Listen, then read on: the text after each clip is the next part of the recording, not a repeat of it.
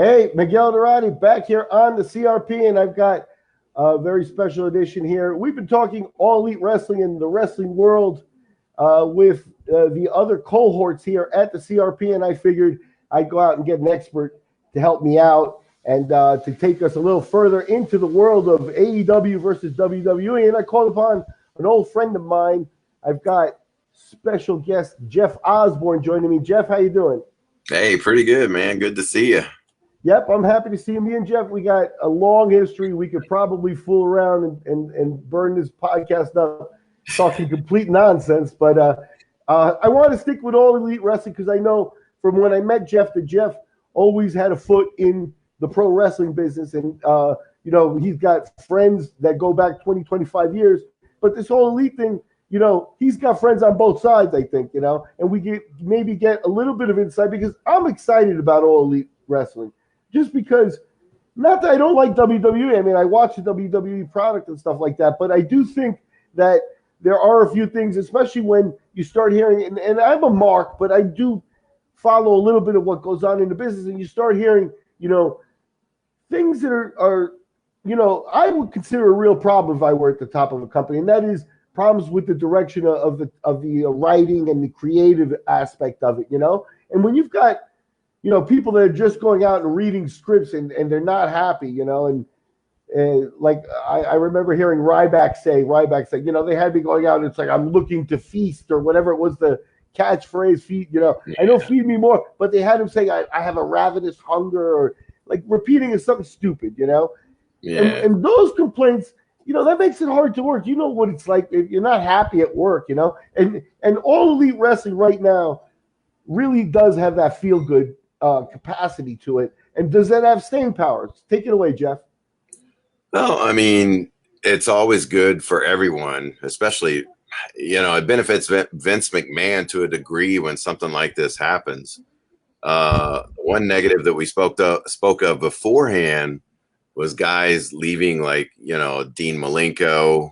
There's also been talk of Road Dogg most likely jumping ship. Whether or not that happens, we'll see. But you got to take some of the old with the new.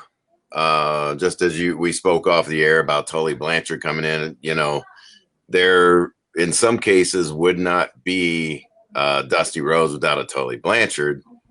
And you bring in Tully Blanchard and hopefully Tessa Blanchard, who I feel is probably one of the best women wrestlers on the planet right now.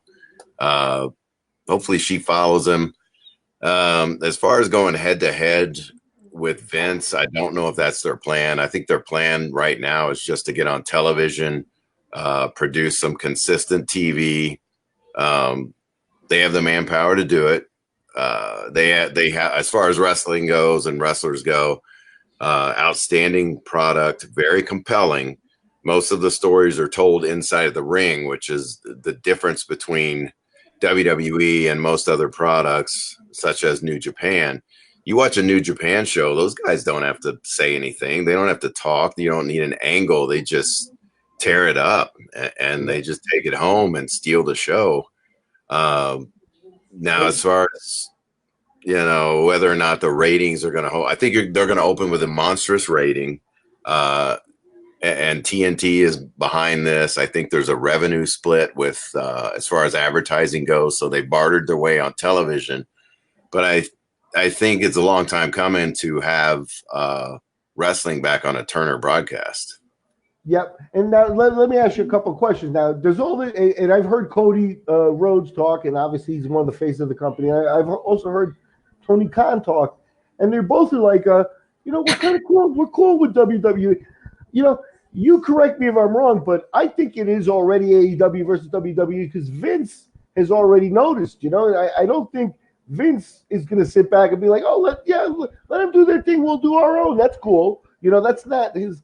Well, what do you think of that? I mean, are they already in the bullseye of the WWE? Oh, yeah.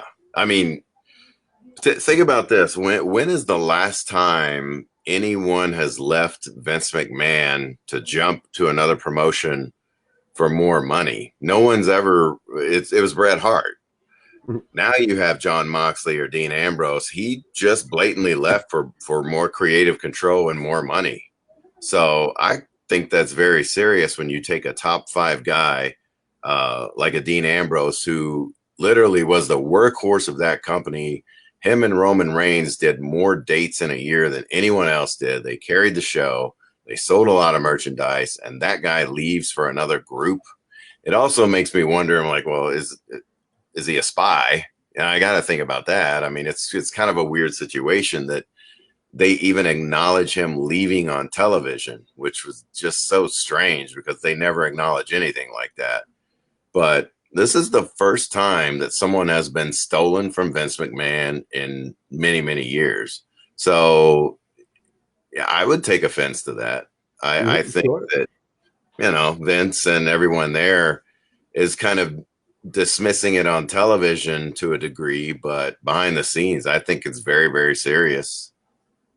Now, in terms of they've got the upcoming pay-per-view coming up here on August 31st, All Elite Wrestling does, and that's in Chicago. And now that brings up what would be another feather in their cap, don't you think? And I want to get your idea and your feeling on this, because I've heard, you know, two sets of rumors. One is that CM Punk's not really that interested. He's not that ready to come back. And the other is that he's going to make an appearance that weekend at some type of convention, and that maybe, you know, he is a surprise that is coming forth at his hometown of Chicago. You know, then we can steer the conversation to guys like Ryback and some of the other folks that have left over the years, maybe with some of the same complaints. And, you know, are they going to jump on board? Because that would actually help the cause of AEW. And maybe, you know, when you embark on something like that, maybe they were counting on some of that.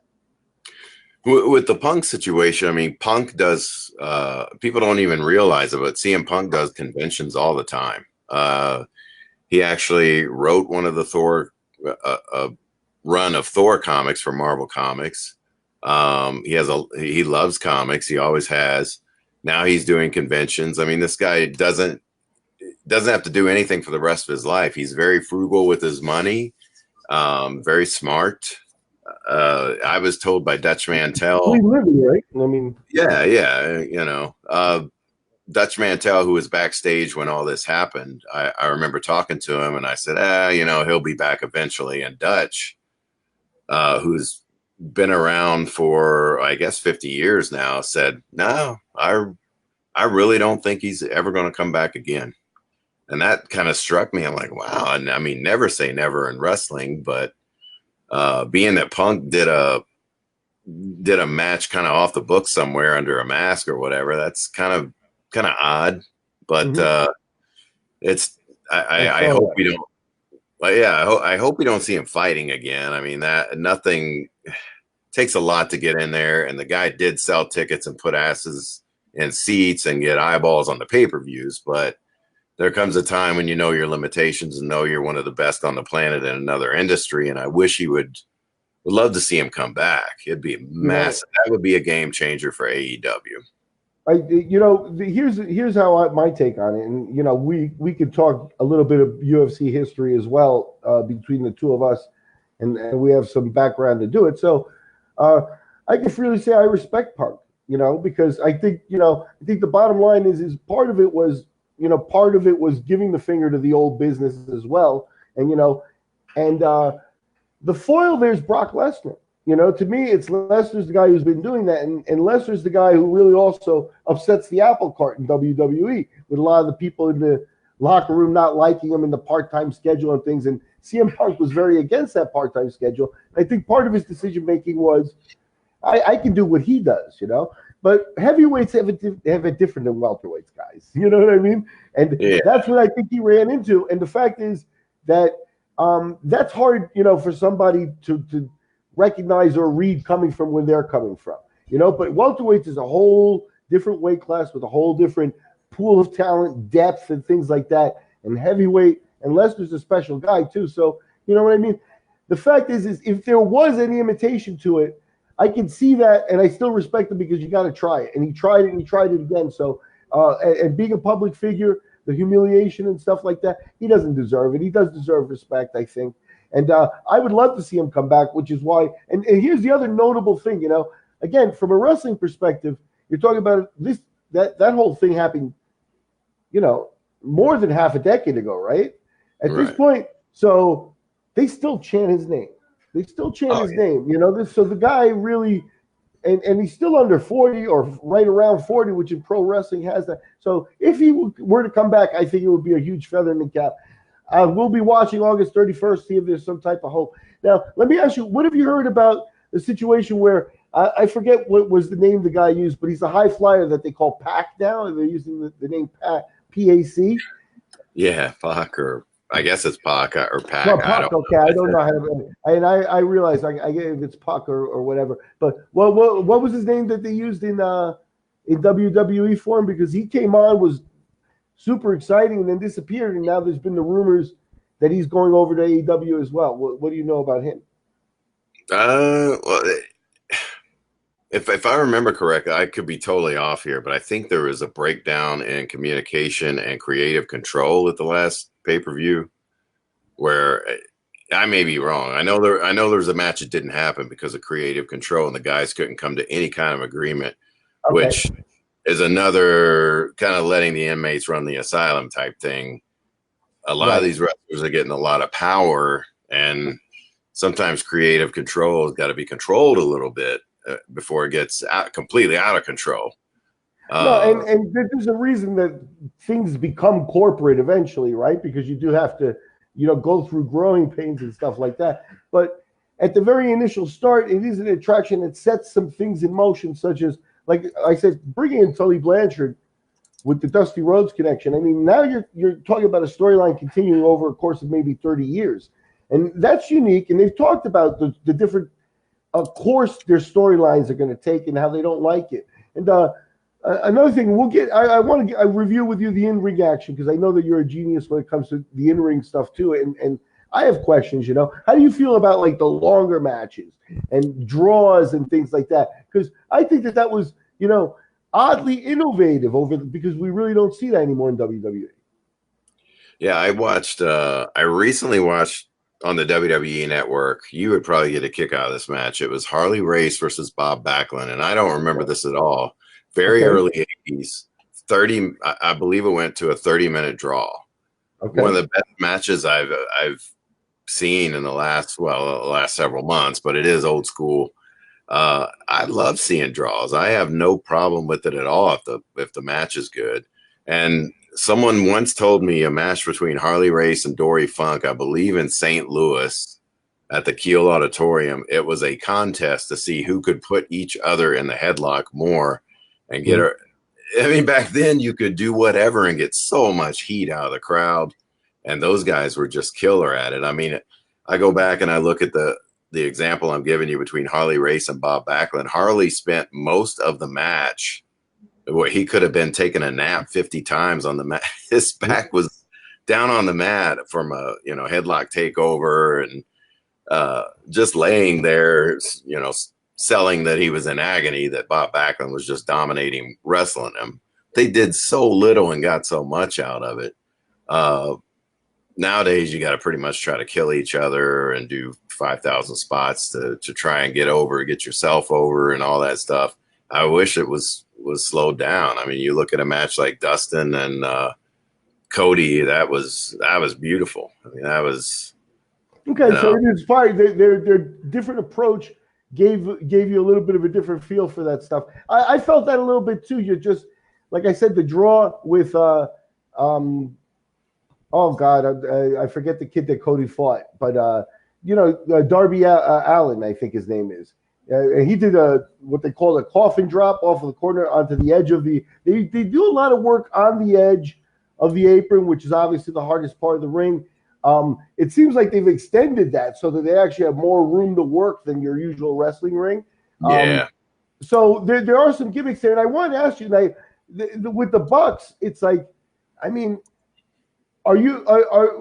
and I remember at one point in WWE there was a high impact move and somebody broke a guy's neck because they were doing it on a jobber and they hadn't practiced it. So, like, are they practicing, some of those high risk moves with their opponents and things like that? Like, because there's coordination that goes on where, you got one guy here flying out of the ring and the other guy here doing that stuff is pretty timed and pretty good. And that seems to be like a next level kind of thing. It's like you can't get that without some coordination, I think. And the WWE has less of that. Am I right, or what am I seeing? Yeah, it's a more calm style. I mean, there's no more pile drivers. There's no more anything that involves a lot of neck issues. Natalia's husband, TJ, basically, they after a match with Samoa Joe, basically just took Samoa Joe's finisher, which has been banned. Drove to the hospital saying, I think there's something wrong with my neck. And they're saying, how the hell did you drive yourself here? You should be paralyzed. So that move is gone. A lot of pile drivers are gone. Even watching Undertaker deliver a couple of tombstones the last year or two, he's planted a couple people on their neck. Not necessarily the Goldberg. Goldberg was a little bit KO'd, but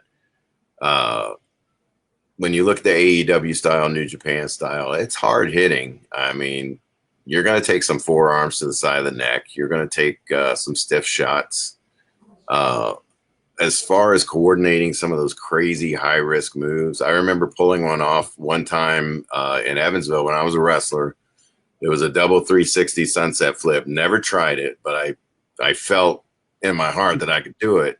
Ended up doing it and got a standing ovation. And I'm like, whew, glad that worked. But it's not, I could never get up I don't want to say courage, but I'm like, man, I really don't want to risk this. I'm practicing. I trust my opponent who's in very good shape, who trusts me with his physical safety. I think we can do this type thing. But, there's been some weird things happen.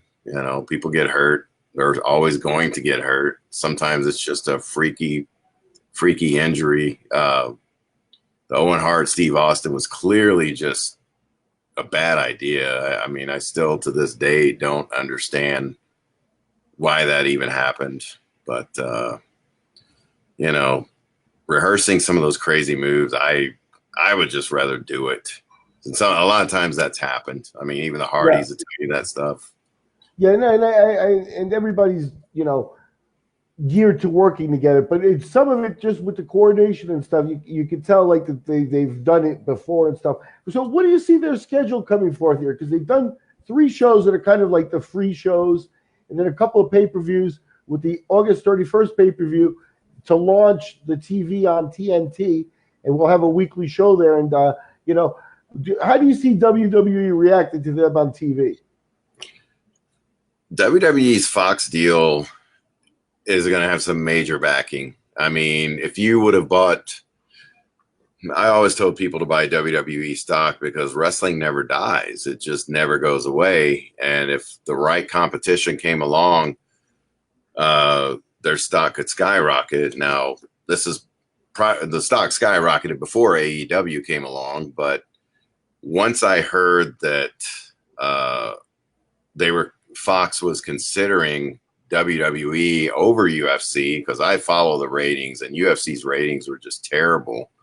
I'm like, well, I know where they're going to go. And I told everyone to buy the stock. It was about 12 or 14 bucks. And last time I looked at it, it was insane. I think there's now a buy rating on it of to buy it because they project it's going to hit $100 a share. But anyway, they're going to go full force with NXT. I think they're going to go head to head.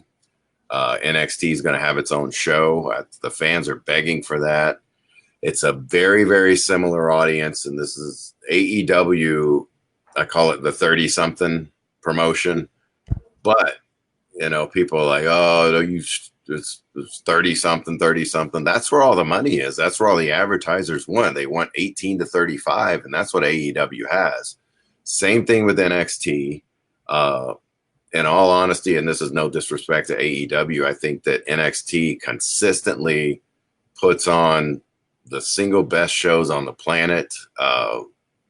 Every time they do a takeover, there's no way the main roster of Raw or SmackDown can ever follow that. And I know a lot of it is that they live at the Performance Center or live nearby, and they have, these professors, what I call them, continuously guiding them, pushing them to do the right thing. And you go there and we could go through our match 100 times and we can do our spots, do this, do that, talk it through. And a lot of times when you're on the road for 330 days a year, like the other guys, you don't get that luxury and you burn your body down. So NXT will probably be the head-to-head television show that WWE combats AEW with. At least that's what I'm hearing.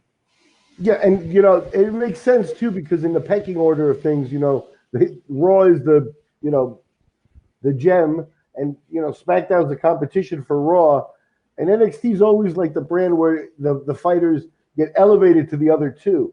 So it's like they take their B brand, and it's not a B brand, but they take their B brand or their alternate brand and throw it against AEW and everything, and they still seem like they're huge and untouched, right? So that's what AEW is up against. I think, I saw Cody Rhodes talking. It's like, well, I left, WWE on good terms. I guess I'm still on good terms. It's like, I immediately said, yeah, you got to be kidding me, right? Now, what do you think of stuff like, one of the things I've noticed too is a lot of the AEW wrestlers have been given access and they do interviews. There's stuff on the internet of them doing interviews with press guys, guys that have, podcasts and stuff like that. And the WWE controls their guys a lot more and they don't allow any of that, And I think it gives you, I'm an adult, so it's like I can deal with their character and then knowing a little bit more about them and stuff like that. Like I found it to be like really cool to see some of the stuff like that. Like, do you think that gives them, one more niche where they're actually working to an advantage? Because I like that stuff. Like, and then we'll talk a little bit about goofy things like Luchasaurus. Going off script in WWE is very, very frowned upon. I know Chris Jericho recently, made some headlines by saying, this is the first time I was able to go off script and say what I wanted to say and, not get in trouble for it and actually make an impact. And it felt good to be free. And, I got to agree with it. I'd love to see more guys go off script. I mean, that's how The Rock was made. That's how Stone Cold Steve Austin was made. And even most recently, she doesn't go off script that much, but Becky Lynch to a degree will kind of take it her own way and go a little bit off script. And Dean Ambrose was another guy who would get into trouble for going off script just a tad. CM Punk was the worst. The writers would give him a page and he would just never read it or even just give it right back to him. I think it's refreshing to see a guy talk off the cuff. You get to see how good they really are versus how good someone else can think for them and write for them. Yeah, and I think it makes the characters maybe a little bit more believable if it comes from their own, because like I said, the Ryback stuff, even I noticed watching it at the end of his run that he just was going through the motions reading. And at the end, he said he's just reading a script. And it was like, something silly like after the Feed Me More had caught on and he was doing so well with that, they decided to add to it or try to have him say, I've got a voracious appetite or something stupid like that he just didn't want to sell. And it just looked so bad. You know what I mean? So, but at the end of the day, there is a risk too that you might give, I don't want to, these guys are all pros, right? But you might have a guy make a mistake or be a moron, somebody be a moron. Like, didn't the big guy Lars Anderson recently get into some trouble for, expressing his own opinions and stuff like that? So is AEW running a risk that they're going to have somebody cross the line? Or is everybody like, behind the scenes, like, on the same page? Corporately, in a corporate situation, you want your soldiers or your workers maintaining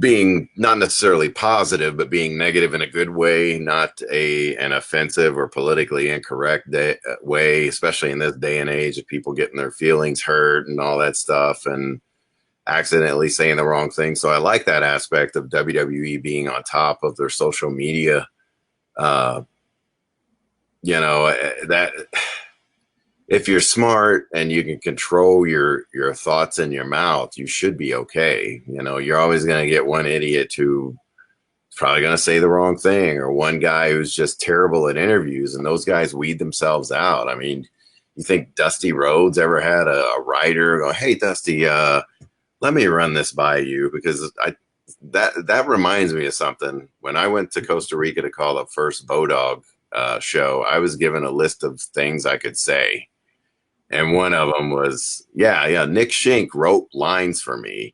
And God, I only wish I could have said them. But me being a professional, I'm like, I would never say this. Yeah. And one of them was he went down like a girl on prom night. And I'm like, oh, my God, I would never say that. Yeah. I mean, I caught wind of one of those lists. And I think that's part of the reason why our friend Paul doesn't like me that much. And it's just, and I was just being honest. The bottom line is Paul competed, and I respect him as a competitor. And I mean, obviously, physically, he would beat me up easily, but it's not that. But his record isn't that great to have him constantly be called champ. You know what I mean? So I was like, why don't we ease up on the champ, And I think that's part of it anyway. So, but I think that those script things are not genuine. If the guys on the ground are feeling it, it comes and it's much more natural. I always felt at Bodog that, they brought in a couple of fight people and they had 12 script writers. And in sports, the scripts kind of write themselves. I don't know that you need all that script writing. So that'll be another podcast one day, right? We'll get together and talk about that. But did you see Masvidal's doing pretty good? Yeah, I accidentally ended up calling into the Luke Thomas show because I still refer to him as a kid, He's a kid who has a college kid. And basically Luke Thomas had the greatest thing to say. He's like, he's an overnight sensation after 16 years of fighting. Took him 16 years to be an overnight sensation. And that kind of explains the business of MMA is, you write your own script with that, and nobody can make you a star. I remember being in a meeting at Zuffa. It's one of my first or second shows where they did their intro with the gladiators and all the metal music and stuff like that. And they only featured two of the 4 fights, and they showed their names. And I asked her, where's this guy at? He's one of the headliners. And Lorenzo Fertitta just turned to me and goes, I can only make so many stars. And I just thought, that is the dumbest shit I have ever heard. Because in MMA, you make yourself or you make nothing. It's basically about it. I mean, and you look back to a guy like Chris Lytle. I mean, it took him years to ever get to UFC and be respected, accepted, and get a fight of the night. I mean, it may have been a decade or more. Yep. I mean, he did early fights and Robbie Lawler in the early days, in the SEG days. So definitely, it's true. And seeing that business come up, also brought up a lot of feelings inside of me where I want to root for AEW. Like I told you off camera, Dusty Rhodes was my favorite wrestler as a kid with his kids coming over. And how do you feel about that? I've caught up on the Young Bucks, Kenny Omega, and some of those guys there. And, how do you feel about the talent level? Like, was WWE after those guys? Like, or were they offered contracts and things? I do know that Kenny Omega was offered a deal.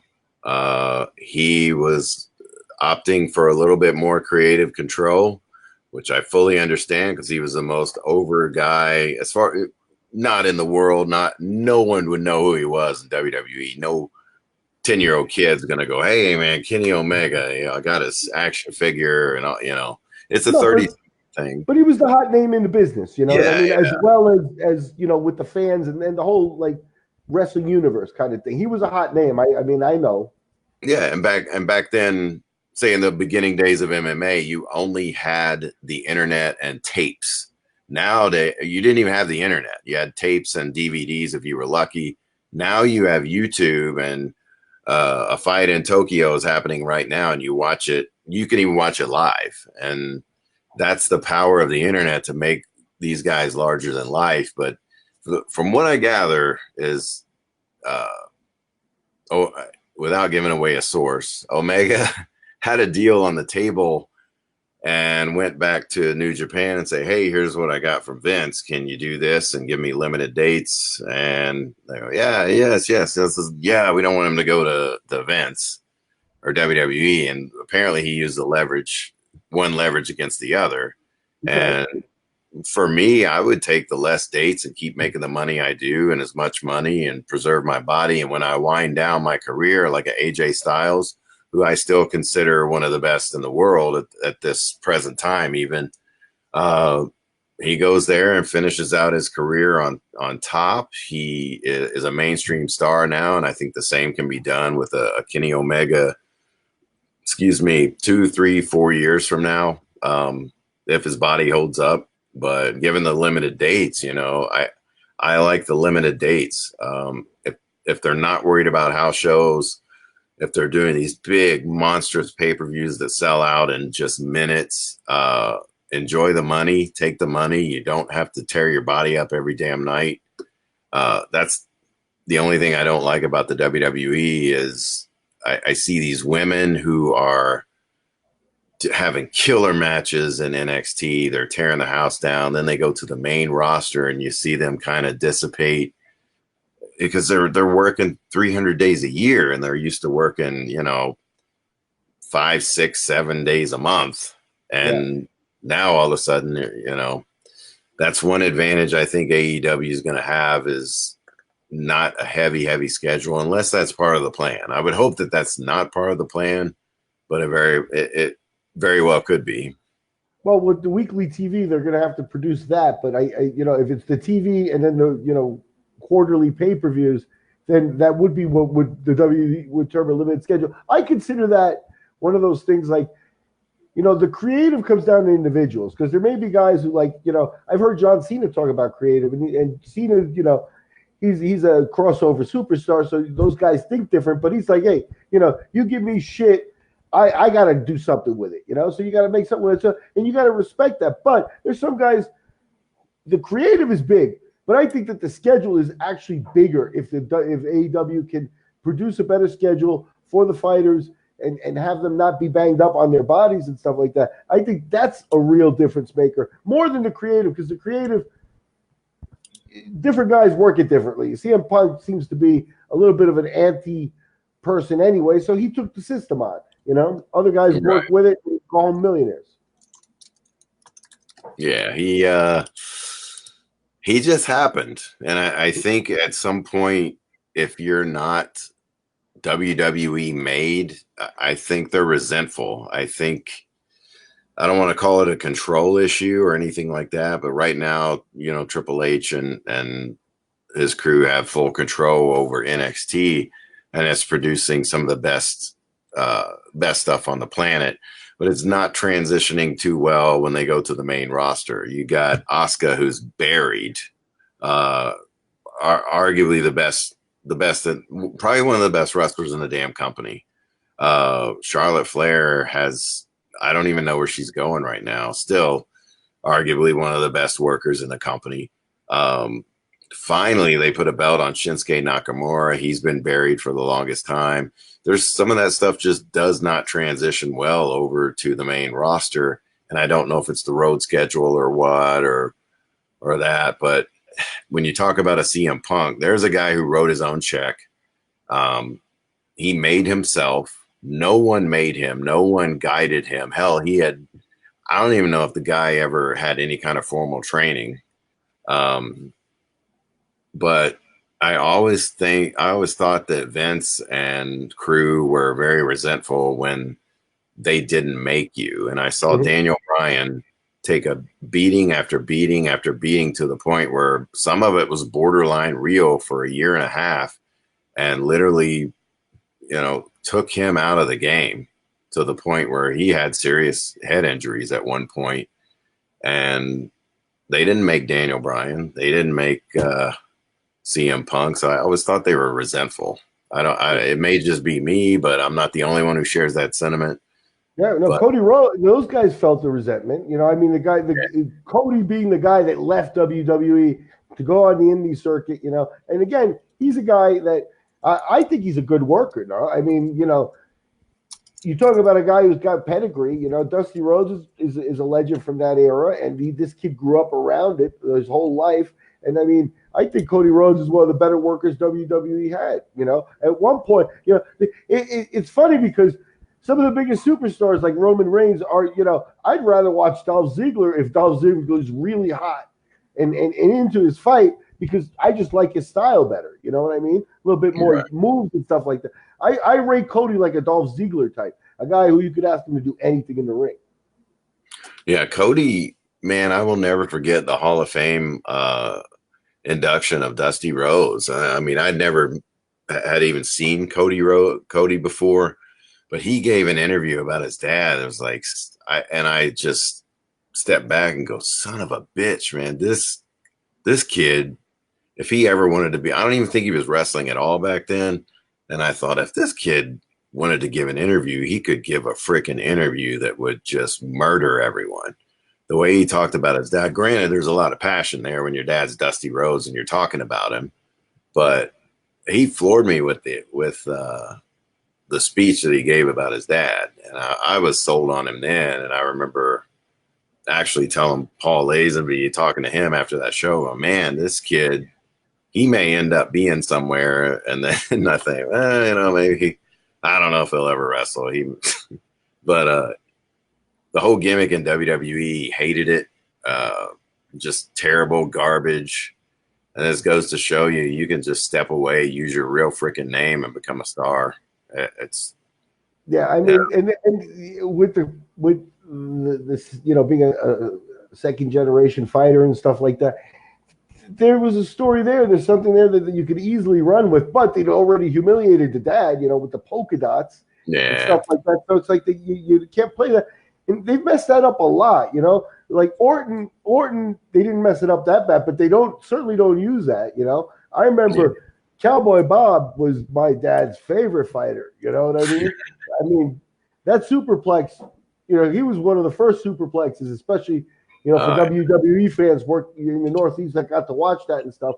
And, they don't use that enough, even in the traditional ones like the Rock and Roman Reigns and stuff, they should be all over the relationships on that. Charlotte Flair is the only one they're really taking advantage of in that one. Yeah, Charlotte, and I wish they would, there was something scheduled to put Charlotte and her brother in there together. Unfortunately, Reed passed away, but they were going to bring Rick in as a manager and have a Flair dynasty, which I thought would have been priceless. They still do it every now and then with Rick and, Charlotte occasionally, but usually it's on a WrestleMania occasion or something like that. But yeah, the second generation stuff, it underutilized.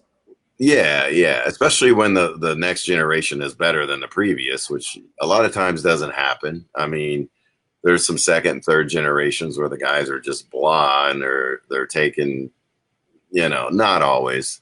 I go back and I look at some of the world-class shows, and God dang, some of those interviews were just terrible to watch. And I remember watching it on satellite and thinking it was some of the greatest stuff ever, but and no disrespect to them, some of them have passed away, but I mean, Mike Von Erich's interviews were just god awful. And they got a free pass because they were Fritz's son and stuff like that.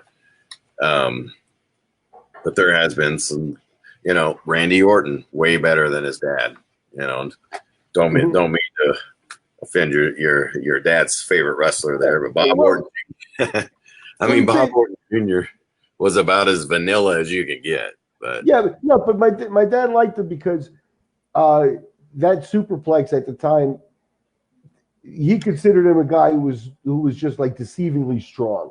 And my dad was just a total mark. He loved it. You know what I mean? So, but yeah, you're talking about, I think that's different. It's almost like talking baseball 50s to baseball now. The players are different. look at all Randy's body compared to Bob's body, and that's all you really need to know. You know what I mean? So, anyway, I know. Are you going to watch August 31st? You got to watch. Are you going to Chicago? I'm not going to Chicago. I'm going to watch, but okay, of course we'll watch. So let's get together afterwards, or if anything hot happens beforehand, and talk about it again. Let's keep an eye on this if you want.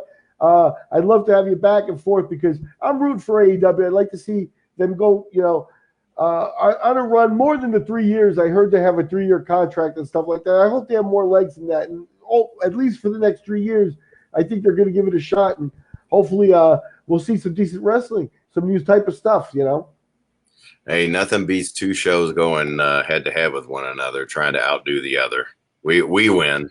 Yep, yeah, exactly. Thanks, Jeff. Hey, man, it's been great talking to you as always. It's just like no time has passed, and we've let too much time pass probably. So thank you very much for coming on board, and I'll have this up and I'll send you a link here shortly. I'll give you a minute here if you want to plug anything. At least plug your store back home so that the people know that Jeff loves video games and comics. I wish I could play more, man. Now it seems like I work all the time. It's Secret Headquarters, Evansville, Indiana. Check it out.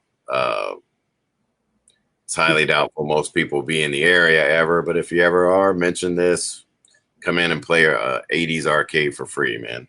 I mean, it's definitely, I can tell you this, when I found out that Jeff had gone down the path of owning a store and stuff like that, I was ecstatic, and only because I could tell you, no, because I know your passion. I remember going to Japan with you, and you're picking up little dolls and toys and things like that, and that's what the store is about. The old comic books and the old Stretch Armstrongs and things like that, and that's so cool because I know it's your passion, and it also puts you in touch with well, you're always gonna have a special relationship, but it puts you in new territory with your younger daughter and stuff like that. So that's all beautiful, good dude. I've been rooting for you all along.